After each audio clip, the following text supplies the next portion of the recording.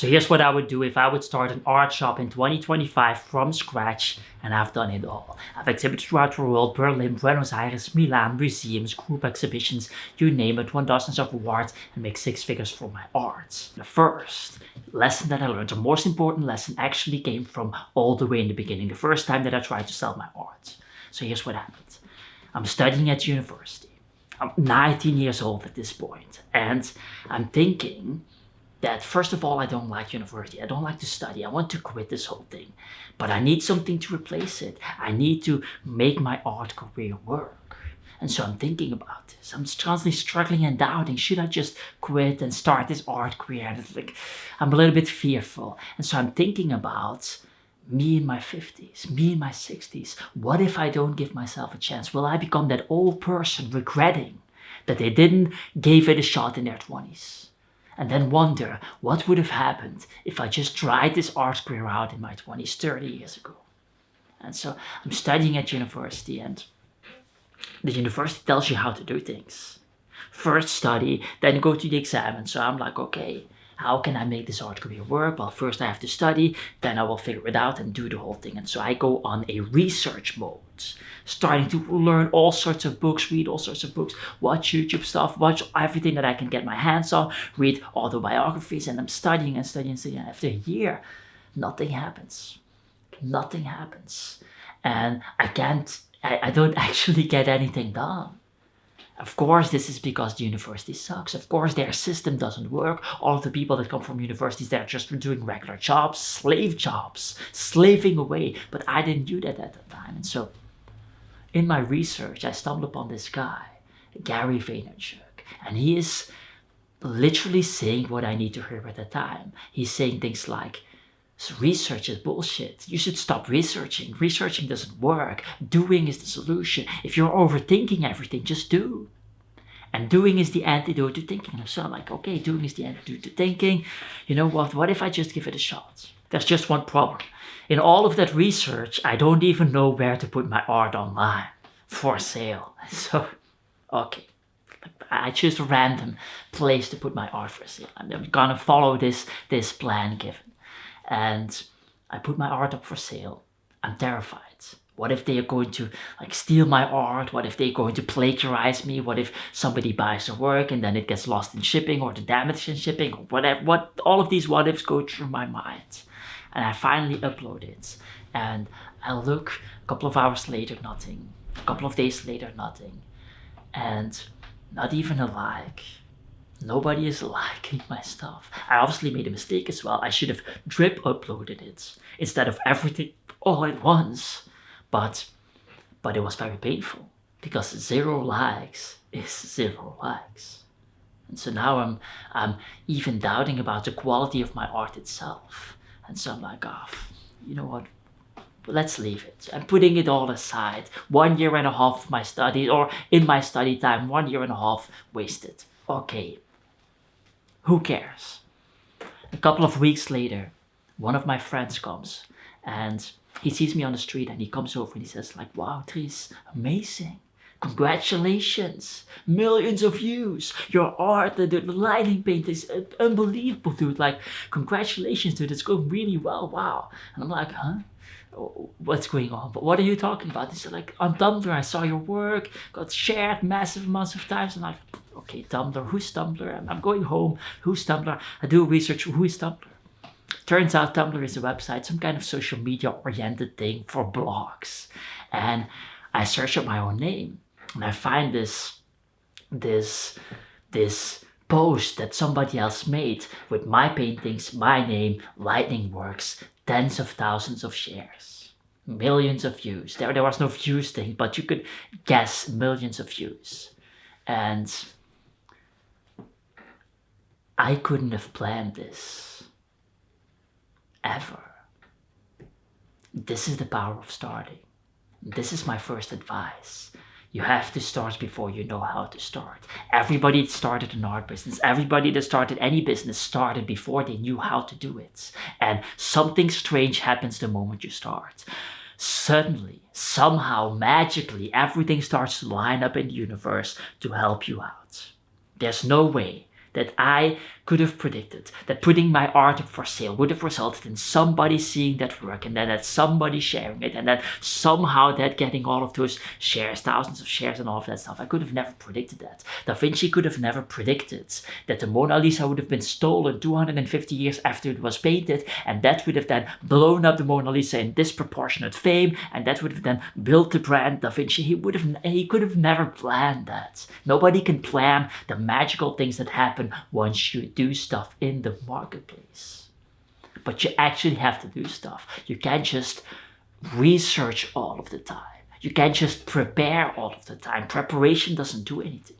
Now, in the second step, I would recommend people to not do what everybody else is doing. Everybody else is making original art. Everybody else is doing oil painting. Everybody else is practicing a lot. Everybody else is first getting an oeuvre together. And then once they have that oeuvre, they will share it with the world. This is bad advice.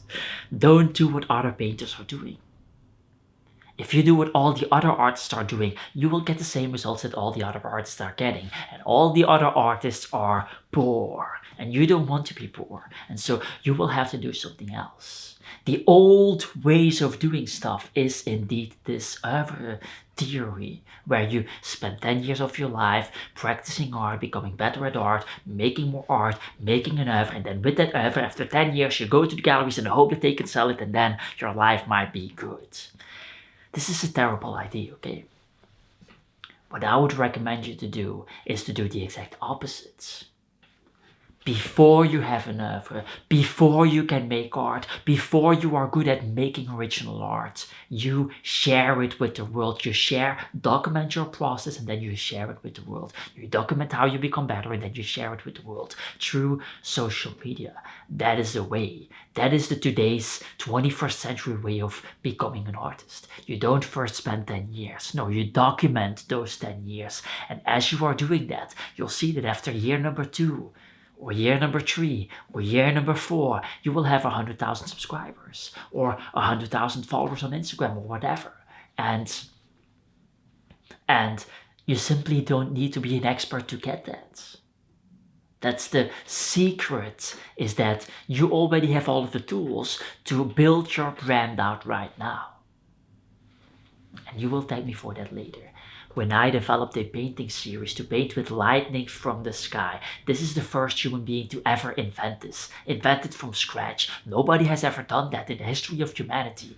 And how many documentation do I have of that? 0. I don't have video documentation of that. I have the artworks, as you can see. How cool would it have been if you would have seen me, a 20-year-old guy, trying to invent shit in a small little room? That would have been amazing. But I didn't thought like this. I thought that I first needed to have this entire oeuvre before I could show it with the world. This is an old world strategy that is bad.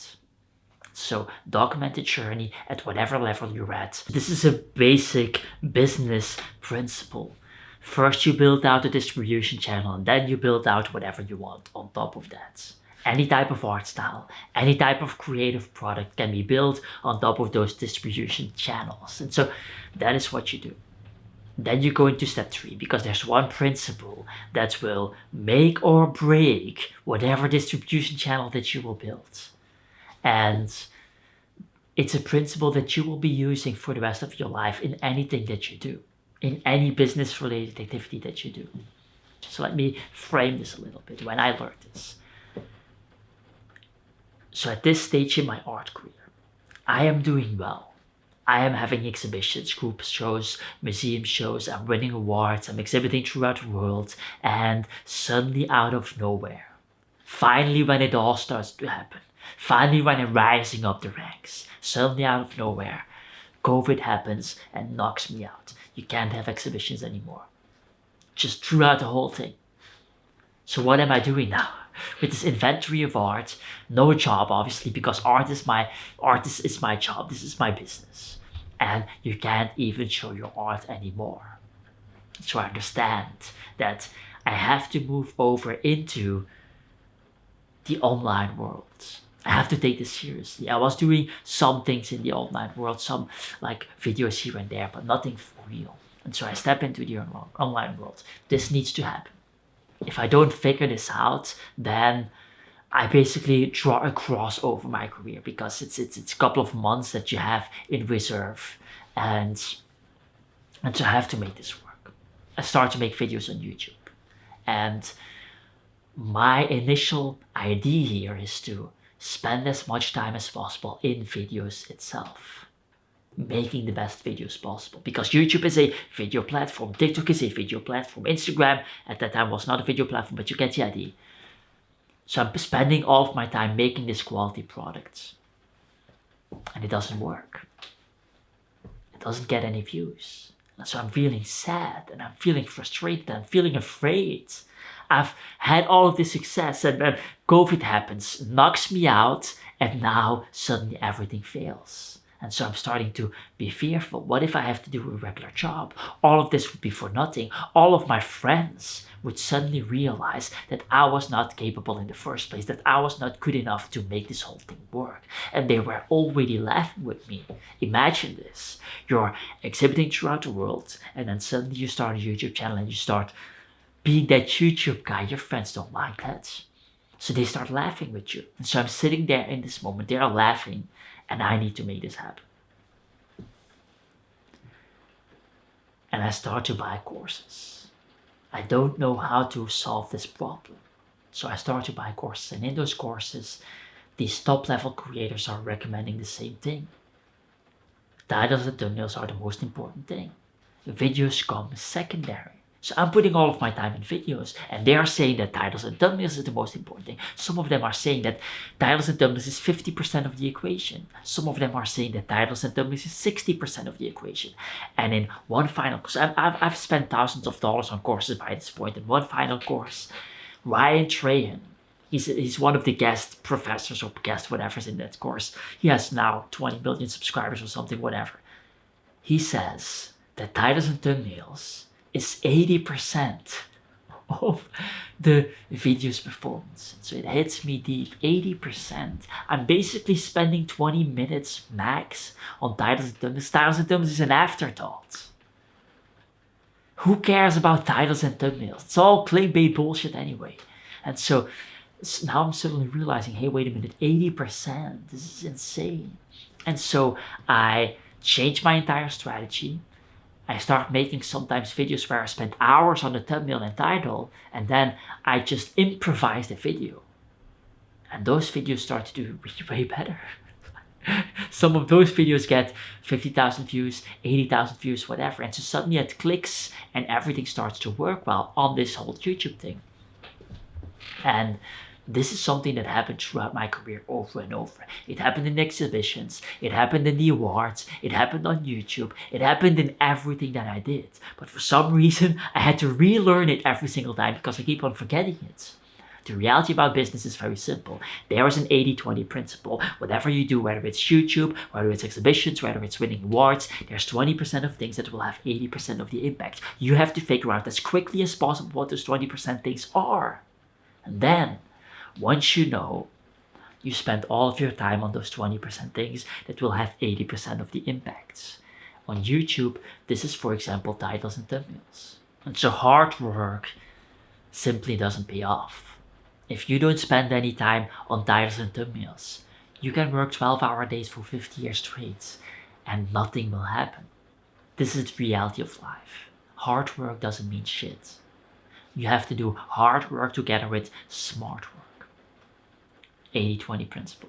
Now in step 4, you want to review which product you are actually selling. Selling original art, for example, is a great idea. If you can make a particular artwork in 2 days and sell it for $20,000 or $30,000, that's a great fucking idea. That's an amazing result. The problem is that for beginner artists, this is going to be very unrealistic. They will not be selling it at $30,000. And so they will have to sell it way less. And if you are selling it for way less, I see a lot of artists selling it for $500, perhaps $1,000, but they work so hard on it. And then every time they sell the product, they have to make a new product. That's the thing about original art. The moment you sell it, you have to make it again before you can sell it again. And selling it is pretty hard. So this whole Selling original art thing is actually a trap that a lot of beginner artists fall into that I would not recommend. If I could do it all over again from scratch, I would not be selling original art. Selling original art is just too hard, especially if you don't know how to do that. And a lot of beginner artists, they will not follow strategies that have proof of work. They will just wing it. And if you just wing it, then selling original art in a way that is going to be profitable for you is just not the safest recommendation. And so what I would recommend is, as you are building your audience up by sharing what you learn, what I would recommend is do a product like prints that's much cheaper, or even better, a course, a program that is not oriented towards a very small percentage of your followers, but oriented towards a very large percentage of your followers, where you can actually capture a large percentage of them. And a course, you make it once and then you can keep on reselling it. That's the beauty of a course. And so what happens is this is becoming a passive income stream for you. You make the course once, you keep on selling it, and money just simply rolls in. You don't have to repaint it every single time. You don't have to redo the course every single time you sell the course. And so these types of revenue streams now are simply much better. And you see them being used by all the top artists as well. Albrecht Dürer, for example, he was doing workshops. He was teaching people how to make art. There are all these famous artists that were doing that in their time. And so do the same thing. That's what I would suggest you to do. Now, I'm not saying that selling original art is bad. It's very good, it's very lucrative, it's very powerful, and you have all of these tax benefits if you know how to play the game that comes with original art, that does not come with courses. And so it's very powerful, but it's not beginner friendly. Beginner friendly would be a course on drawing. Beginner friendly would be a course on how you make your art, how you do your types of painting. Then we go to the fifth step. This is the most important step. This is where everybody loses. This is the big bottleneck where artists fail. This is where it all happens. So I'm talking with this guy. He is 54 years old. And he explains how he was some freelance art stuff in the past and it didn't really work that well. And he's now 54 years old. He has nothing. He has a failed marriage that didn't work out. He's now living with his mom at the age of 54. He doesn't have any money. He decides to do this art stuff. He doesn't have a job either. So he's living off his savings somehow. And he desperately needs this thing to work. He desperately needs this thing to work. It's now or never. 54 years old. In pain. In shame about his life. And I'm talking with him. And I'm offering him the solution.